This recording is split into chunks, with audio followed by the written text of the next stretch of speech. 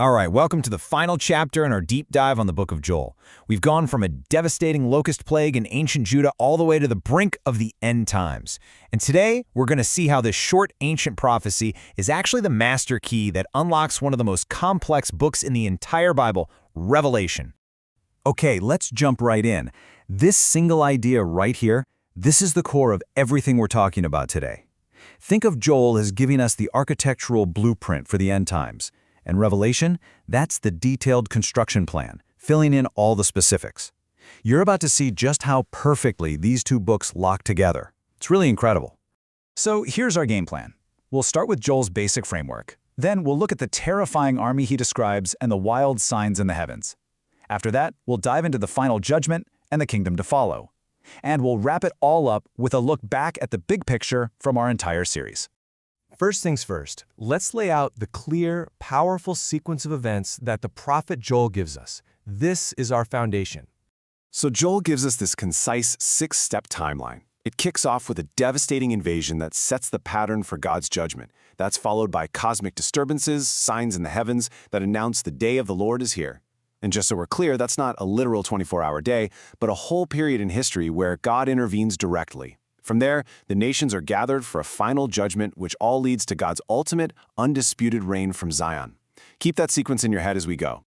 Okay, now for our first major parallel, and this is a big one, the invading army. Joel starts with an image his audience would have found absolutely terrifying, a swarm of locusts. You know, when Joel says this, he's using language that perfectly captures a locust swarm. Back then, people actually thought the heads of locusts looked like tiny horses. So for his audience, this was a super vivid, terrifying picture of complete and utter devastation. Now, let's fast forward hundreds of years to the Apostle John writing the book of Revelation. He uses almost the exact same language to describe a vision of a supernatural army he sees, but he adds a crucial detail that Joel doesn't. And this is what makes Joel's prophecy so brilliant. It works on multiple levels. It starts with a real, historical locust plague. Then it points to future invading human armies. And finally, it points to this ultimate apocalyptic army. Joel gives us the pattern, Revelation pulls back the curtain and shows us the final, terrifying demonic fulfillment. So next, we shift our gaze from the terror happening on earth up to the heavens, because a universal announcement is about to be made.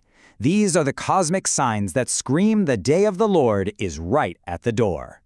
I mean, that is a dramatic and unmistakable prediction from Joel.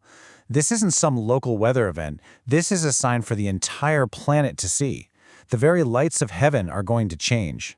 And here's where it gets really interesting. Revelation describes the exact same event happening as the sixth seal is opened. This isn't just a similar idea. John is essentially quoting Joel, confirming the prophecy, and pinpointing this moment on the end times timeline. So what happens after this terrifying light show in the sky? Well, that warning from heaven is followed by a massive gathering down on earth for one final decisive showdown. Joel calls the place the Valley of Jehoshaphat, and that name is so significant because in Hebrew, Yehoshaphat literally means the Lord has judged. The name of the place tells you exactly what's going to happen there. It truly is the Valley of Decision. And then, of course, Revelation gives us the name we all know, Armageddon. But it's describing the very same event Joel predicted, that final, global gathering of nations in rebellion against God, all drawn to the one place where their final decision will be met with final judgment.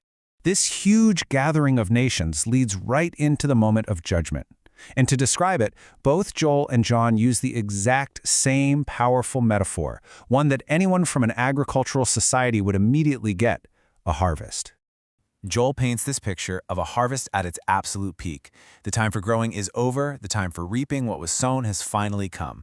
It's a powerful symbol of God's judgment being carried out at the perfect appointed time. And this is where the connection just becomes undeniable. Revelation doesn't just use a similar image, it quotes Joel almost word for word. An angel literally shouts from heaven, "Put in your sickle." This is the very moment of judgment that Joel saw centuries earlier. Okay, now let's pull all these threads together. When you see these parallels side by side, the full climactic sequence just pops. It's this incredible arc from final judgment right into the establishment of the kingdom everyone's been waiting for. I mean, when you lay it all out like this, the pattern is just staggering. It's undeniable. Joel gives us the framework: the army, the signs, the gathering, the harvest, God's intervention, and finally restoration. And then Revelation comes along and fills in every single one of those blanks with breathtaking detail. We learn the army is demonic, the signs happen at the sixth seal, the gathering is at Armageddon, and the Lord's intervention is the glorious return of Christ on a white horse. Joel wrote the blueprint. Revelation shows us the terrifying and glorious finished building. So, as we wrap up not just this session, but our entire series on Joel, what's the big takeaway? Let's zoom out one last time and look at the grand story that this prophet has been telling us all along. This right here is what we've been calling Joel's telescoping prophecy.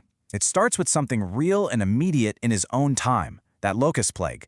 Then the prophecy telescopes forward to a partial fulfillment at Pentecost, when the Holy Spirit was poured out just like Joel said it would be. But it didn't stop there. It telescopes one more time, way out into the distant future, to the complete and final fulfillment of the day of the Lord, exactly as Revelation details it, from the cosmic signs all the way to judgment and restoration. So the whole message of Joel really moves from crisis to restoration. It shows us that God often uses real-world crises to get our attention. It proves that his call to turn back to him is genuine and it's urgent. And it promises that even though the day of the Lord will bring justice to a rebellious world, it also brings the triumphant return of the Messiah to finally establish his perfect kingdom on earth. But, and this is so important, in the middle of all these dire warnings, with terrifying armies and signs in the sky, right in the heart of his prophecy, Joel gives us one of the clearest, most beautiful promises of salvation you can find anywhere in the entire Bible. This is it. This is the final, crucial point of our whole series. This one verse, a verse the apostles quoted again and again in the New Testament, is our anchor. It's the ultimate message. It tells us that no matter how dark the world gets, no matter how certain judgment seems, God's personal invitation for salvation remains wide open to every single person who will simply call on his name. That was the hope in Joel's day, and it is still the hope for us today.